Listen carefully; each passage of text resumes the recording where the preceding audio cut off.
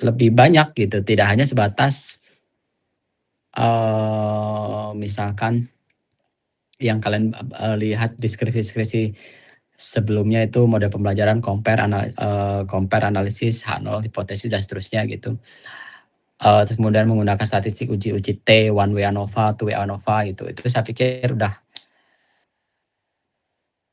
sebagai bekal untuk baca saja gitu. Artinya mulai dari sekarang kalian harus bisa lebih advance dari statistik itu.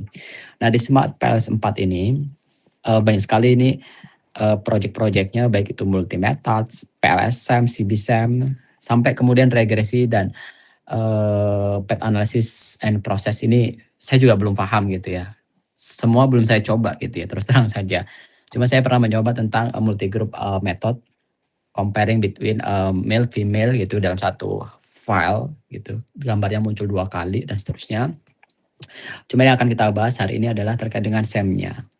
SEM itu sendiri. Kalau di Smart PLS SEM, maka ketika kalian sudah buka, kemudian buat workspace-nya, maka nanti akan muncul jenis-jenis data yang kemudian kalian maukan. Nah ini misalkan saya buat di sini ya, ini contohnya saya tulis apa ya? Oke, mungkin semua saya buat new project saja. Ini mungkin teaching. Sini ya. Kemudian langkah selanjutnya saya impor data. Datanya akan saya impor dari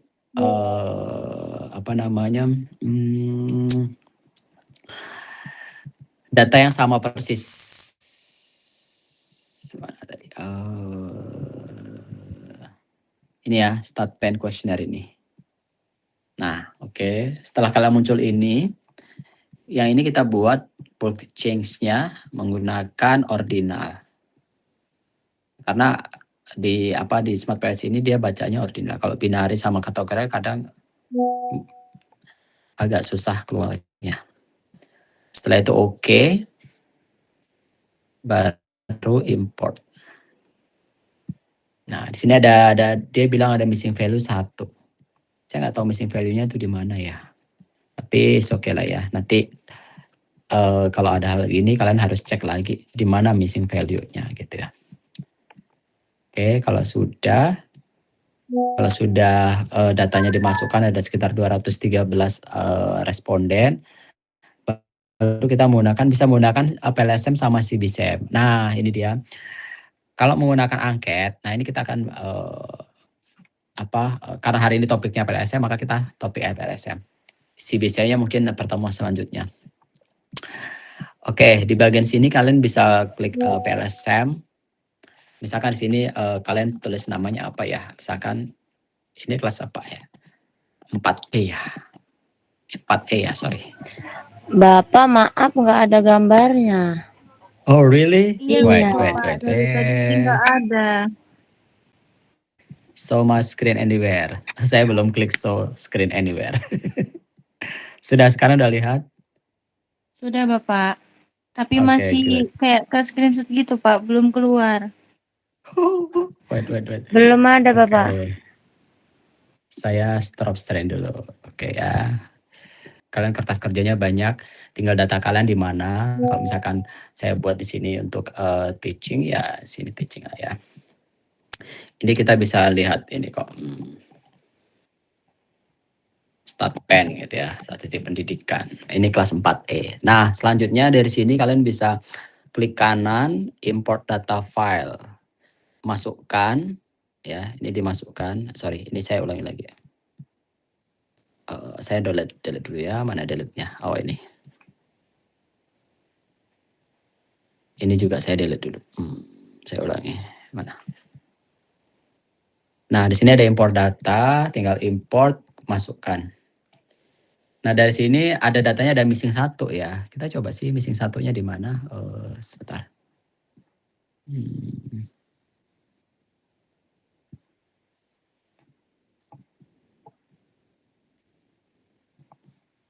Coba data define sebentar input variable. Nah.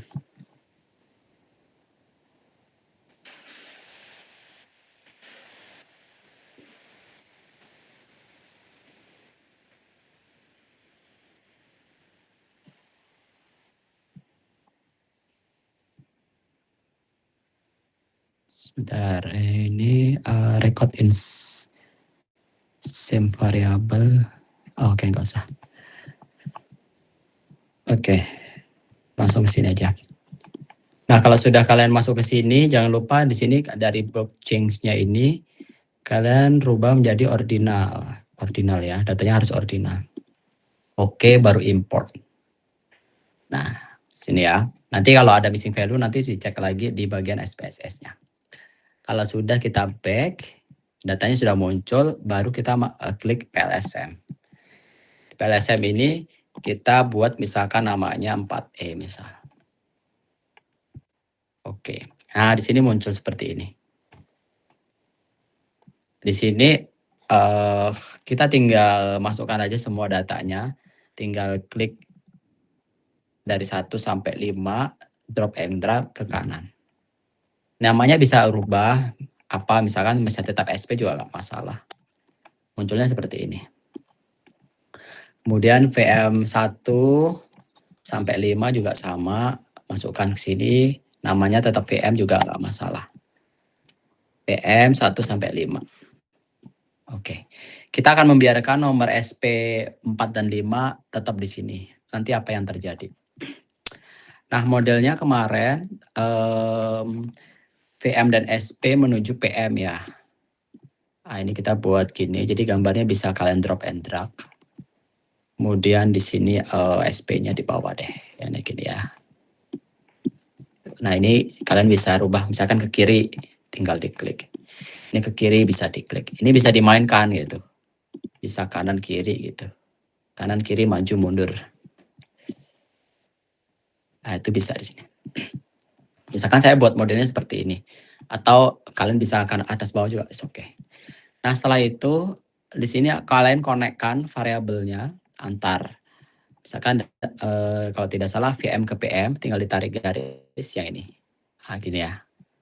Terus SP ke VM, PM. Nah, gitu. Terus kalau tidak salah VM ke PM. Nah, yang kemarin ya. Nah, ini kita taruh atas boleh. Nah, gitu. Udah jadi begini. Baru kita klik calculate, baru ke PLSM. Klik. Oke, selesai. Selesai itu. Nah, gini ya. Ini modelnya nih, ini modelnya. Gambarnya mungkin lebih estetik. Di sini lebih berwarna-warni. Nah, menariknya sebelum kita masuk ke lebih jauh, kalian bisa perhatikan ya di sini. Ini namanya loading factor nih.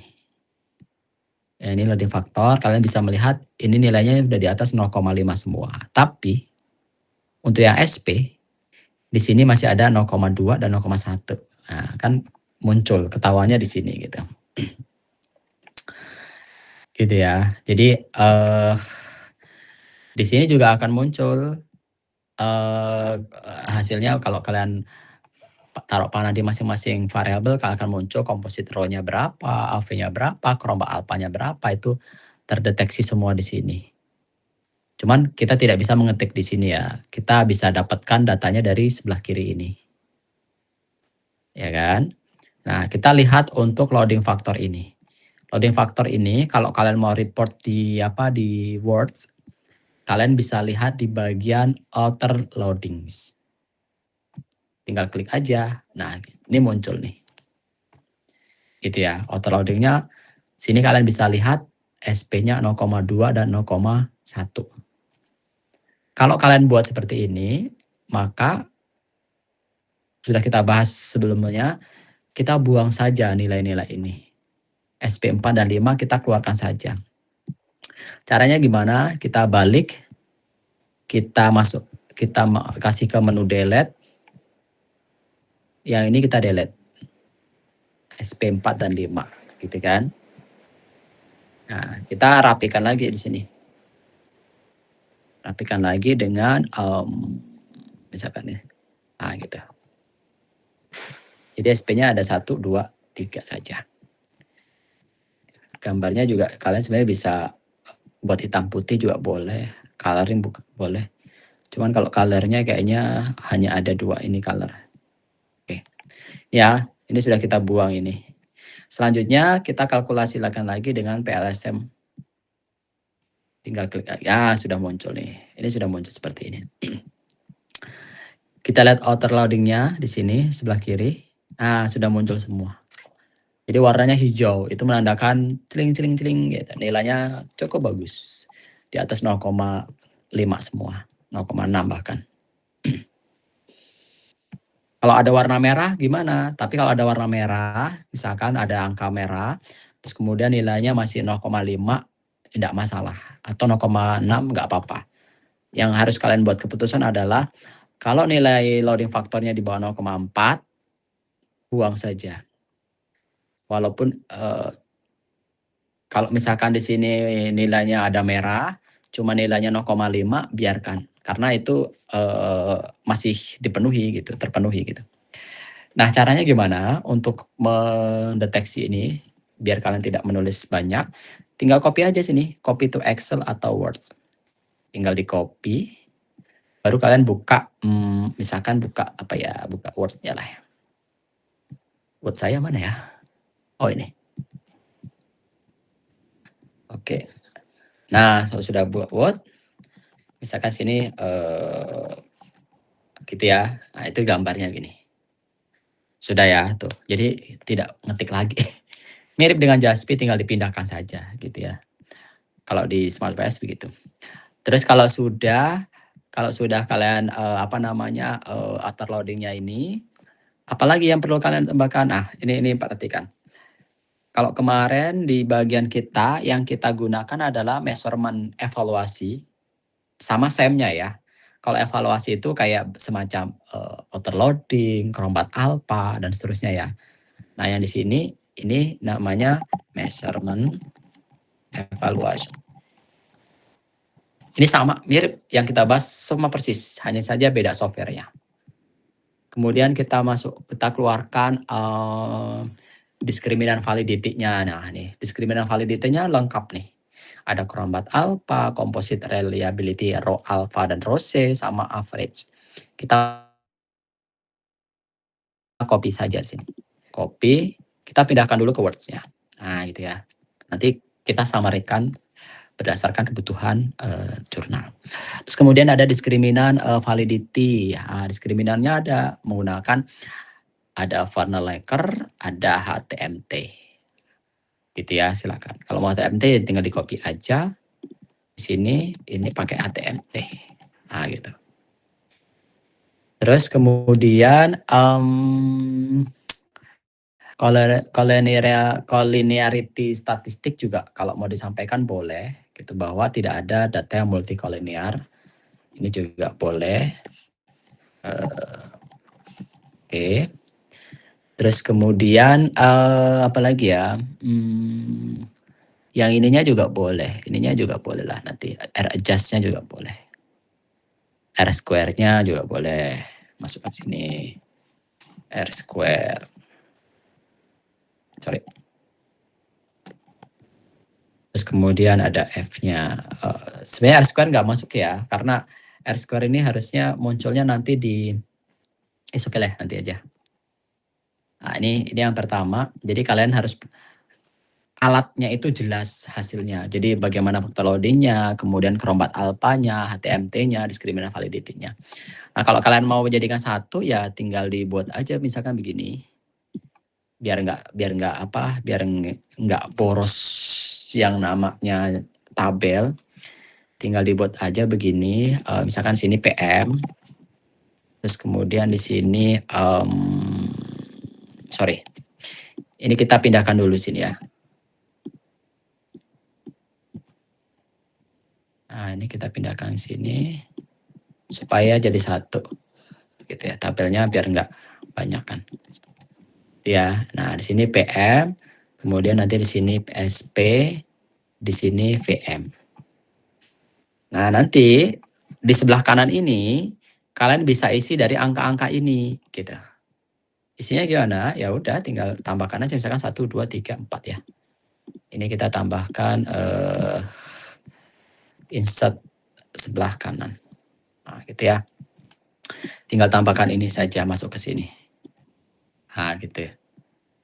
Kemudian ini masukkan sini nih. Pindahkan ke sini. Ini yang PM, ini yang SP, ini yang SP. Kemudian terakhir yang ini yang VM. VM-nya di sini. Nah, gitu ya. Jadi ini sudah tidak kita perlukan lagi. Nah, kan lebih sederhana. Gambarnya lebih sederhana dan lebih lebih estetik sepertinya. Tinggal dibuat nanti IPA style, gitu ya. Kemudian HTMT juga sama, tinggal di report sebagaimana ada di jurnal saya. Nanti kalian bisa cek lagi di jurnal yang sudah saya kasihkan bagaimana mereport ini. Ini untuk yang measurement evaluation. Terus kemudian di sini ada SEM-nya. Nah, SEM-nya gimana? SEM-nya kalian bisa lihat dari sini. Kita balik ke sini. Jadi setelah kalian membuat ini, output ini sebenarnya kalian bisa report sini. Ini kan model SEM-nya. Ini kalian bisa klik kanan, export image, misalkan external file. External file-nya misalkan education. Oke, di sini. Nah, ini ya. Tinggal dimasukkan di sini. Ini figurnya. Nah, tuh. Muncul figurnya lebih bagus. Gitu ya. Itu figurnya gitu. Nah, perhatikan di sini. Di sini kalian bisa menemukan yang namanya R square-nya di sini. Ya, nih. Sini R square-nya nih. RP-nya 0,098. Kemudian PM-nya 0,169. Nah, itu muncul. Itu di report di bagian SEM model. Gitu ya. Jadi ada dua. Ada measurement-nya, ada SEM-nya. Di SEM-nya kalian bisa report yang namanya R square. Terus yang selanjutnya kalian bisa report yang namanya F square. F square ini menunjukkan effect size-nya. Jadi effect size-nya. F square. F square-nya ini. Jadi F square effect size antara SP dan PM itu sebesar 0,017 gitu ya. Itu masih tergolong cukup rendah ya. Rendah sebenarnya. Kalau VM ke PM itu 0,1, ini sudah oke lah ya. Between biasanya lebih dari 0,5 itu udah bagus, antara 0,5 sampai 1 ya. Itu effect size-nya tinggi. Tapi kalau effect size ini mungkin ini sedang ya. Ini sedang, ini rendah ini effect size-nya. Hubungan antar kedua variabel. Kemudian kalian lihat bahwa pengaruh antara VM ke SP itu dilihat dengan R-nya sebesar 9,8%. Artinya efek antara value of mathematics dengan self perceive-nya itu hanya 9,8%. Ini 0,098 tinggal dikali 100. Jadi sisanya itu ada dipengaruhi oleh faktor lain. Nah, faktor lainnya apa? Yang kita tidak mengontrolnya di sini, gitu kan. Terus sama seperti ini. PM ini dipengaruhi oleh VM dan SP sebesar 16,9%. Hanya 16,9 itu antar keduanya. Sisanya yang 82,83,1 ini kita tidak tahu pengaruhnya dari mana. Oh, mungkin di sini bisa dari gender, dari jenis usia, sosial ekonomi status misal dan seterusnya. Cuman kita tidak report itu karena topik kita hanya ada 3, VM, SP dan PM. Maka mungkin itu bisa dikasih di bagian paper itu di bagian limitation atau kekurangan. Ya. Nah, menarik nih. Di sini betanya, di sini ini beta nih. Kalau kalian bisa melihat ini nih betanya. pengaruhnya sebesar VM mempengaruhi SP dengan positif gitu ya. Atau terdapat hubungan positif antara VM dengan SP sebesar 0,314. Begitu pula VM dengan PM, SP dengan PM. Di sini 0,125. Nah, tapi kalau kita mau menuju ke PM lewat SP, ini yang dinamakan sebagai mediasi. Nah, untuk melihat seberapa besar mediasinya, kalian bisa melakukan analisis ulang. Kita back menggunakan yang namanya bootstrapping. Ya, jadi yang ini di bagian SP ini, karena ini sebagai variabel mediasi antar VM dan PM, maka SP inilah kita lakukan bootstrapping dengan analisis ulang, yaitu dengan cara klik bootstrapping. Biasanya subsampelnya itu 5.000 ya, 5.000. Sebenarnya ada yang sampai 10.000 dan seterusnya, cuma normalnya 5.000 itu udah cukup. Kita tulis saja ini, tinggal klik start calculation. Udah dianalisis sendiri, selesai. Nah tuh, nggak ada hitungan 5 detik, sudah selesai. Nah, setelah bootstrapping ini, yang perlu di-report apa? Kalian lihat, di sini tidak ada, ini nilainya 0 lagi. Tapi bukan itu yang akan kita bahas sebenarnya. Karena ini reportnya. Tapi yang akan kita cek adalah, kalian lihat di bagian ini. Kalau sudah ngomongin bootstrapping, maka kalian cek yang namanya total indirect, kemudian spesifik, sama total effect. Jadi ada 3 nih. Nah, misalkan di sini sini aja lah ya. Total effect-nya di sini misalkan.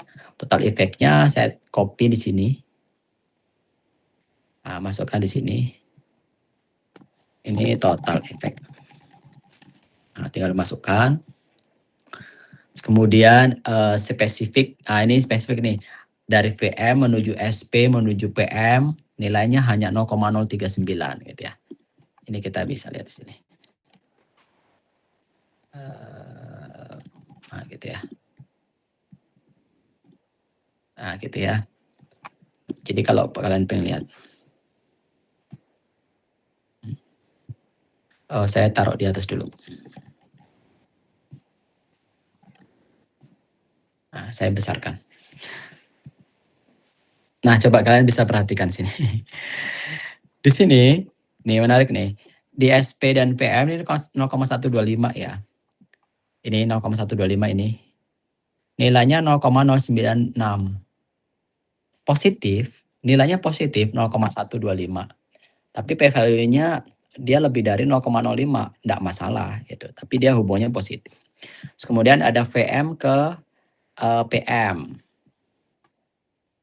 Dari VM ke PM. Di sini 0,394, tapi di sini 0,355. Biasanya ini karena faktor belum di bootstrapping. Tapi di report saja. Kemudian VM ke SP. VM ke SP 0,314. Ini ya.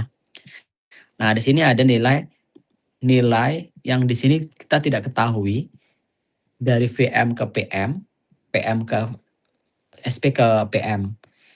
Ya, ini nilainya di sini, ini pad-nya nih. Ini nilainya 0,039 gitu ya. Itu sepertinya perkalian antar ya. Coba saya sebentar.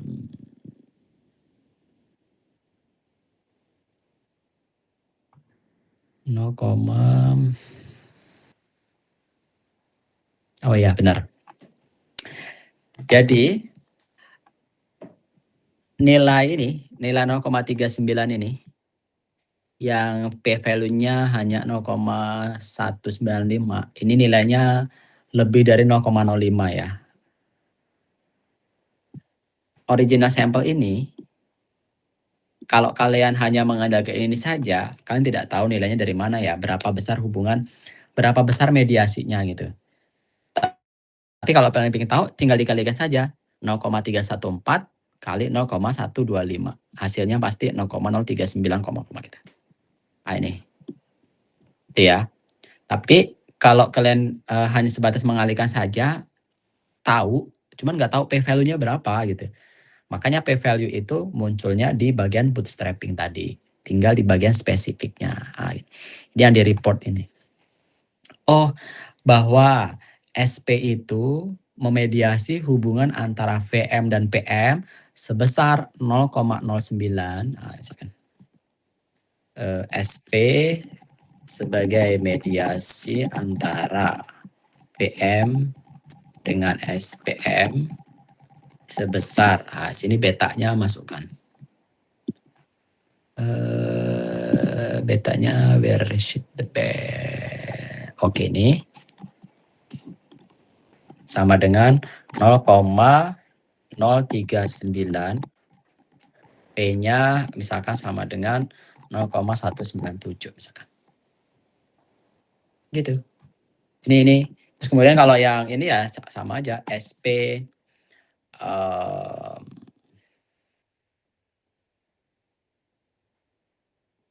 berpengaruh misalkan positif terhadap PM sebesar,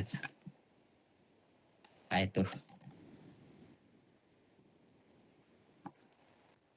0,125 misalkan ya. P-nya berapa? Ya P-nya sama dengan 0,096 gitu ya. Dan seterusnya. Nanti kalian bisa deskripsikan bagaimana F dan bagaimana R-nya juga. Oh, R square misalkan. Besarnya pengaruh, besarnya hubungan antara VM dan PM 0,98% dan 9,8% ya tinggal di sini. Tinggal ditambahkan di sini. Nah, nih. Jadi yang di report itu yang ini. F square, R kuadrat, kemudian SAM-nya, kemudian kalau di bagian di bagian measurement-nya yang ini yang kalian report. Ya. Sebagaimana di jurnal saya yang sudah saya kasih ke kalian itu. Tuh. Ini menariknya di sini. Kalau di sini sudah tidak muncul lagi R square-nya karena dia yang kita cari hanyalah bootstrapping-nya. Itu sudah nggak muncul lagi gitu. Dan seterusnya. Gitu ya. Nah, ini kalau mau dibalikan lagi ya tinggal diklik aja ke PLSM algoritma. Nah, muncul kembali lagi ke sini. Gitu. Nih, sini overloading-nya juga sama, cuman ini nggak perlu di report gitu ya. Ini deskriptifnya, min, median gitu, standar deviasi masing-masing gitu. Semuanya muncul di sini. Kemudian, nah ini boleh kalau mau di report yang ini boleh. Ini bisa kalian report di sini di bagian measurement modelnya juga boleh. Bilang ini juga sama. Terus kemudian apalagi outer weights yang enggak usah. Residual apalagi enggak usah ini. Nah itu. Ini R square nih. Ini yang terutama yang quality criteria nih, quality criteria. Itu yang perlu tampilkan di bagian ini. Seperti di sini. Ini misalkan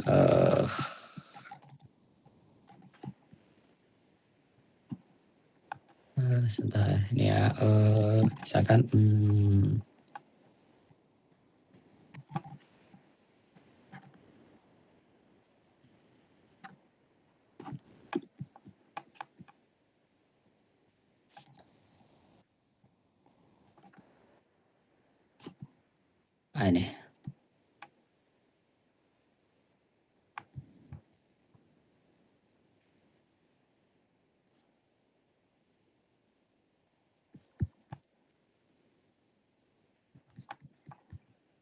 Nah, ini dia sob. Nah, ini ya. Yang kita report barusan nih. Gitu ya. Bagaimana Chrombat alpha, composite reliability dan AV-nya di sini. Ini Chrombat alpha, composite reliability-nya. Di sini kita menampilkan dua, row A sama row C. Tinggal mana yang besar lah ya. Kalau yang besar adalah row C ya tinggal di sini. Kemudian AV-nya juga muncul. Tuh. Ini juga faktor loadingnya juga sama nih, outer loadingnya, gitu ya. Nah, kalau di sini kita buat seperti ini. Terus kemudian di bagian sini diskriminan validity-nya juga sama. Kita juga tadi mengeluarkan ini HTMT-nya. Kalau ini kita bahas kemarin terkait dengan ini. Kalian boleh memasukkan data ini. Kalau ini data tes ya, jadi saya masukkan ke RAS modelnya supaya lebih apa ya? Lebih powerful lah gitu ya. Oke, terus kemudian ini sama itu ya. Kalau kalian bisa membuat apa namanya? Membuat 3 ini tadi yang kita bahas di ini. 3 udah bisa, maka membuat 4 ini aja gampang sekali gitu ya. Tinggal ditarik-tarik garis, kemudian masukkan, udah muncul. Kemudian nah ini data ini. Nah data ini, data pet model ini yang kita barusan report gitu ya. Yang kita barusan report terkait dengan yang namanya bootstrapping gitu. Bagaimana sampel mean-nya, standar deviasi, p-value gitu. Kalau p-value saya mereportnya selalu menggunakan kurang dari, lebih dari gitu. Sebenarnya tidak masalah kalau mau pakai yang apa namanya, misalkan nilai sebenarnya gitu. Cuman sesuai dengan peneliti. Gitu. Ini lebih apa? Artinya lebih menarik. Cukup satu software aja udah beres gitu ya. Cuman kalau mau mereport yang sama persis dengan ini, ya ini saya report dengan dengan SmartPLS 4, ini dengan SPSS. Ini ya, ini sudah kita bahas kemarin, sudah kita belajar ini. Terus kemudian ini kita juga udah belajar tentang RAS modelnya itu sendiri. Ini nilai-nilai MNSQ, outfit infitnya, kemudian bubble chartnya. Dan yang penting ini, faktor loading, reliability, dan validity-nya. Udah, kalau statisnya itu kalian sudah apa namanya, bisa mengeluarkan itu, saya pikir jadi deh kalian bisa mengerjakan paper-paper untuk di jurnal selanjutnya. Itu dari saya. Kalau ada yang mau disampaikan, ditanyakan, silahkan.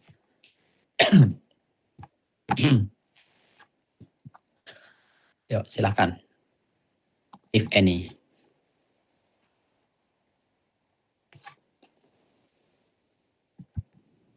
Jika ada yang mau disampaikan.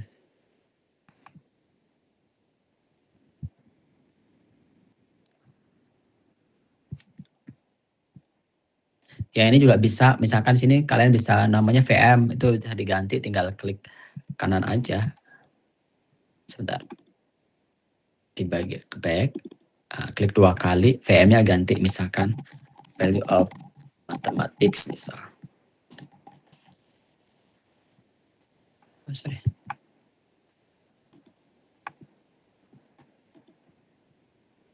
Wow.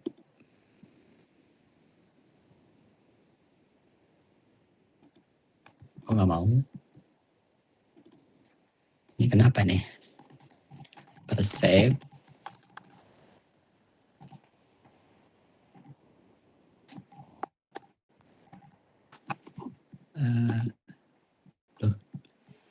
Oh nggak mau dirubah nih. Sebentar. Ini save, ini back. Coba. Ini ada something nih. Sebentar ya.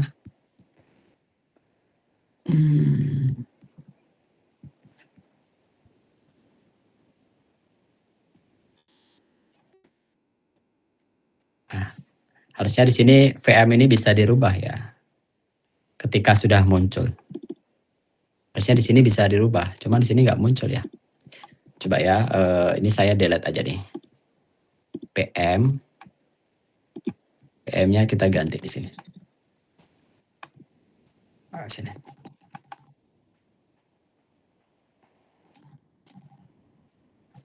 Di sini. Berubahnya di sini ternyata.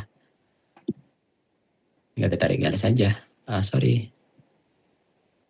Kalau keluar birunya berarti sudah lurus.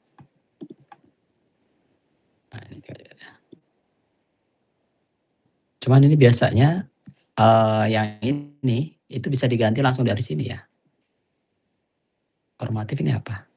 Oh, formatif itu kebalikannya. Cuman ini saya agak something ini. Ini gantinya harusnya bisa setelah menggunakan tabel ini. Cuman malah tadi harus dihapus dulu mulai dari awal gitu ya. Coba nanti itu PR buat saya lah. Artinya yang kalimat ini, kata ini bisa kalian ganti sesuai dengan keinginan. Dan bisa diletakkan sesuai dengan keinginan. Supaya tidak mengganggu misalkan, taruh di sini misalkan, itu sesuai dengan kalian masing-masing. Nah gitu. Kemudian nanti dikalkulitkan aja misalkan. Ya udah, sesuai dengan kalian.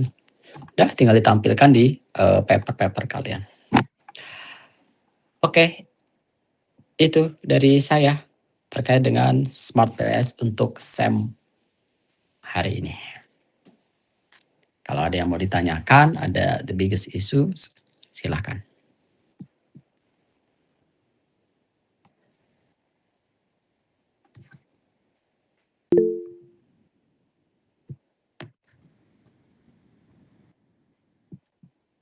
Ada?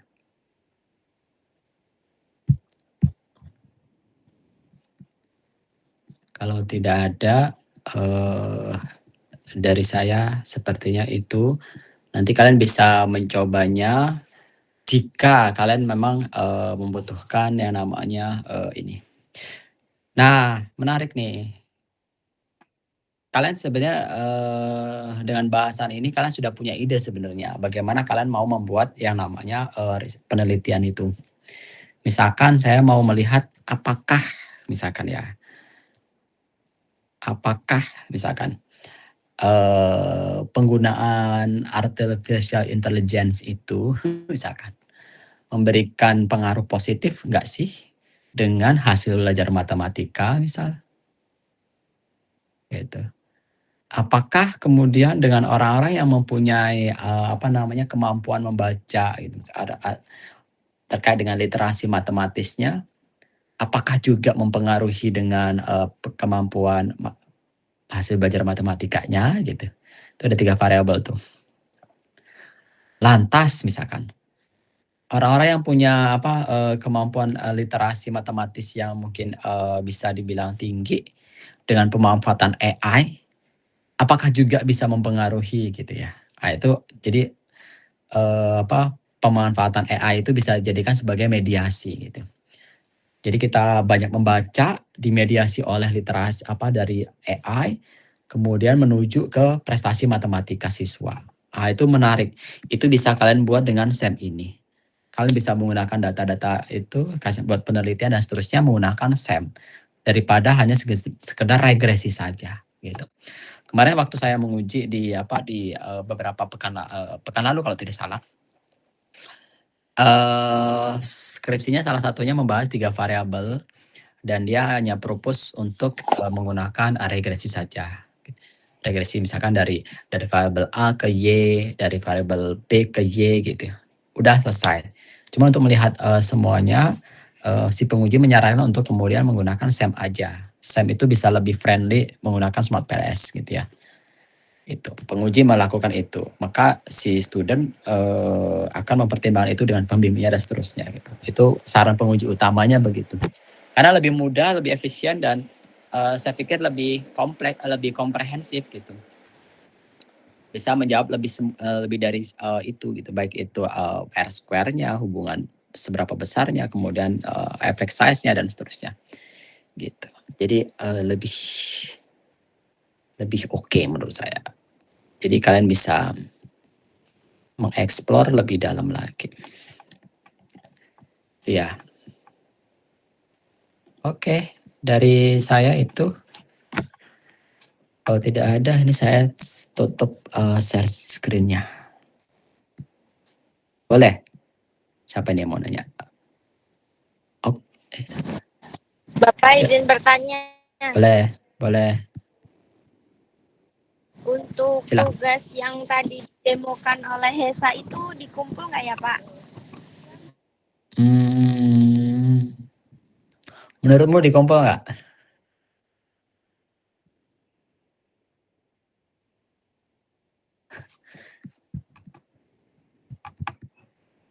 Oke, stop sharing dulu. Sebenarnya ya usah aja dulu ya. Nanti apa